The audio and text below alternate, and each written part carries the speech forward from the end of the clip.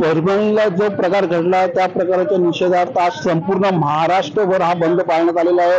त्याच अनुषंगाने शहापूर तालुक्यात देखील पूर्णपणे बाजारपेठ बंद आहे। शहापूर तालुका कडकडीत बंद आहे। आज जर आपण बघितलं तर आपण कसाऱ्यात उभे आहोत। कसाऱ्यात बघितलं तर मोठ्या प्रमाणात पोलीस प्रशासन देखील बंदोबस्त तैनात करण्यात आलेला आहे। तर काही मोर्चेकऱ्यांनी देखील पोलीस स्टेशन समोर मोर्चा आणलेला आहे। का मोर्चाच्या निषेधार्थ परभणी जी घटना घडली त्याच्या निषेधार्थ देखील मोर्चा करण्यात आलेला आहे आणि याच मोर्चाच्या अनुषंगाने पोलीस प्रशासन देखील मोठ्या प्रमाणात आहेत। आपण जर बघू शकले तर आता सध्या आपण कसारा पोलीस स्टेशनच्या पटांगणात आहोत। पक्षाने आरपीआय असो किंवा इतर घटकाचे पक्ष असो त्यांनी सध्या या ठिकाणी मोर्चेचा बंदोबस्त केलेला आहे। याच्या निषेधार्थ आता जर बघितलं तर त्यांची घोषणा देखील आहे का जो परभणीमध्ये जी प्रकार घडला आहे त्या प्रकाराच्या पूर्ण चौकशी करून आणि कस्टडीमध्ये जो सूर्यवंशी याची जी हत्या करण्यात आलेली आहे त्याचा कुठेतरी उलगडा करण्यात यावा ही मागणी या ठिकाणी केली जात आहे। फैयद शेख, साम टीव्ही, शहापूर।